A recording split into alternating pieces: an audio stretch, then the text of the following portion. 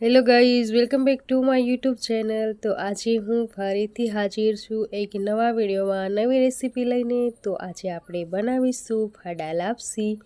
જો તમને મારી ચેનલ ઉપર વિડીયો જોવા ગમતા હોય તો વિડીયોને લાઇક કરી ચેનલને સબસ્ક્રાઈબ જરૂરથી કરજો અને બગલમાં બેલ આઇકન પણ પ્રેસ કરી દેજો, જેથી કરીને કે મારા આવનાર નેક્સ્ટ વિડીયોની નોટિફિકેશન તમને આસાનીથી મળી શકે। તો ચાલો બનાવીએ લાપસી। તો ફાડા લાપસી બનાવવા માટે આપણે ઘઉંના ફાડા લીધા છે, ખાંડ લીધી છે, ઘી લીધું છે, તજ, લવિંગ, કાજુ, બદામ અને કિશમિશ, ટોપરું। તો આટલી સામગ્રીની જરૂર પડશે આપણે લાપસી બનાવવા માટે। તો ગેસ ઉપર આપણે એક નોનસ્ટિક પેન રાખી દીધી છે અને હવે આપણે એમાં ઘી ઉમેરી દઈશું। તો ઘી છે એ ગરમ કરેલું છે, જામેલું ઘી નથી, એટલે મેં ગરમ કરેલું તાજું ઘી લીધું છે।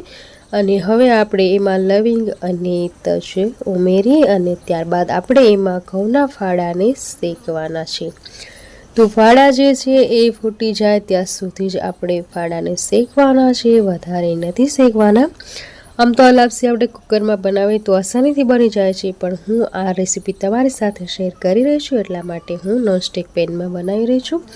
નહીં તો હું આ લાપસી કુકરમાં જ બનાવું છું, ફટાફટ બનીને તૈયાર થઈ જાય છે। આમાં પણ વધારે આપણે ટાઈમ નહીં લાગે। જો આ રીતે તમે પરફેક્ટ માપ સાથે બનાવશો તો તમારી લાપસી પણ ખૂબ જ સારી બનશે। તો જ્યાં સુધીમાં ઘઉંના ફાડા આપણા ફ્રાય થાય છે ત્યાં સુધીમાં આપણે ગરમ પાણી રાખી દઈએ। તો બીજી સાઈડ ગેસ ઉપર આપણે ગરમ પાણી રાખી દઈએ। તો જે કપથી આપણે ઘઉંના ફાડા લીધા છે એ જ કપથી આપણે પાણીનું માપ લેવાનું છે। તો અહીંયા પર આપણે 1 કપ ઘઉં લીધા છે એટલે આપણે લીધો છે 4 કપ પાણી।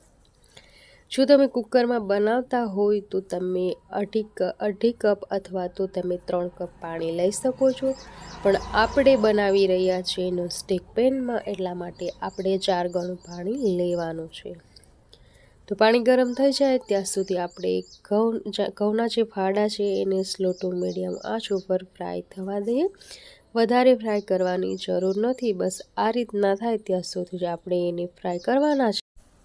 તો આપણે ધીમી આંચ ઉપર ઘઉંના ફાડાને ફ્રાય કરીએ તો આપણા જે ઘઉંના ફાડા છે એ સરસ રીતે ફ્રાય થાય છે, અને આપણે ફાસ્ટ આંચ ઉપર ફાડાને ફ્રાય કરીશું તો એ બળવાની શક્યતા રહેશે। અહીંયા પર પાણી ગરમ થઈ ગયું છે અને હવે આપણા જે ઘઉંના ફાડા છે એ પણ સરસ રીતે શેકાઈ ગયા છે અને હવે આપણે એમાં પાણી ઉમેરી દીધું છે। હવે આપણે એમાં થોડુંક ડ્રાયફ્રૂટ ઉમેરીશું। તો અહીંયા પર મેં કાજુ અને બદામને આ રીતે કટ કરી લીધા છે અને થોડીક કિશમિશ અને ટોપરું। આ બધી વસ્તુને સરસ રીતે મિક્સ કરીને આપણે થોડીક વાર સુધી પકવવાનું છે। તો આ રીતે પાકી જાય ત્યાં સુધી આપણે એને થવા દેવાનું છે અને હવે આપણે આમાં થોડુંક ફૂડ કલર ઉમેરીશું।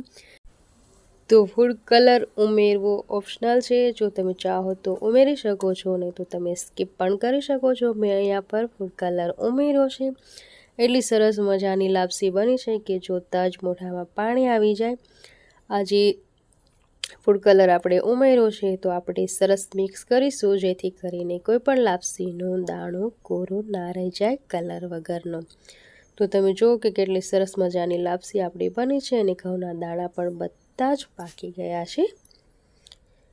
અને હવે આપણે લાસ્ટમાં એમાં ખાંડ ઉમેરીશું, કેમ કે ખાંડમાંથી પાણી છૂટતું હોય છે, એટલા માટે ખાંડ આપણે વધારે વેલાહાર ઉમેરવાની જરૂર નથી હોતી। ખાંડ જે છે એને આપણે છેલ્લે જ ઉમેરવાની છે। જો આપણે છેલ્લે ખાંડ ઉમેરીશું તો આપણી લાપસી એકદમ છૂટી અને પરફેક્ટ બનશે। જો તમે પણ આ રીતે પરફેક્ટ લાપસી બનાવવા માંગતા હોય તો સ્ટેપ બાય સ્ટેપ બનાવજો, તમારી લાપસી પણ ખૂબ જ સારી બનશે।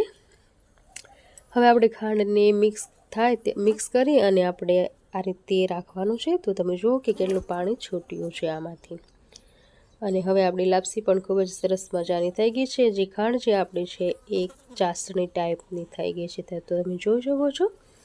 બસ હવે આપણે થોડીક વાર સુધી જ આને આ રીતે સતત ચલાવતું રહેવાનું છે। દાજવાની તો કોઈ બીક નથી, કેમ કે નોનસ્ટિક છે, નોનસ્ટિકમાં તો દાજે નહીં, એટલા માટે બસ હલકા હાથે જ આપણે આને ચલાવતું રહેવાનું છે, જેથી કરીને કે આપણી લાપસી જે છે એ ખૂબ જ સરસ મજાની તૈયાર થાય। જો તમને મારી ચેનલ ઉપર વિડીયો જોવા ગમતા હોય તો મારી ચેનલને સબસ્ક્રાઈબ જરૂરથી કરજો। તો થોડુંક પાણીનો ભાગ દેખાય છે, હજી આપણે થોડીક વાર સુધી પકાવશું. ગેસની આંચ જે છે એ મેં સ્લો જ રાખી છે, કેમ કે સ્લો આંચ ઉપર આ લાપસી બનાવવાથી આપણી લાપસી જે છે એ ખૂબ જ મસ્ત મજાની તૈયાર થાય. તો હવે મને લાગે છે કે લાપસી આપણી તૈયાર થઈ ગઈ છે, તો આપણે એને પરોસી લઈએ એક ડીશમાં. તો તમે જો ગાઈસ કે કેટલી મસ્ત મજાની લાપસી બનીને તૈયાર થઈ છે. જો તમને આ વિડીયો ગમ્યો હોય તો મને કમેન્ટ કરીને જણાવજો કે મારી આજની આ રેસીપી તમને કેવી લાગી, અને જો વિડીયો ના ગમ્યો હોય તો પણ તમે કમેન્ટ કરી શકો છો. બસ તમારા વિચાર મારી સાથે શેર કરજો કે મારી રેસીપી તમને જોવી ગમે છે કે નથી ગમતી. તો ફરીથી મળીશું આવી જ નવી નેક્સ્ટ રેસીપીમાં. ત્યાં સુધી અવનવી રેસીપી બનાવતા રહો, ખાતા રહો અને તમારા પરિવારવાળાને ખવડાવતા રહો. તો ફરીથી મળીશું નવી અને નેક્સ્ટ રેસીપીમાં. ત્યાં સુધી આવજો, bye bye and take care. Thanks for watching.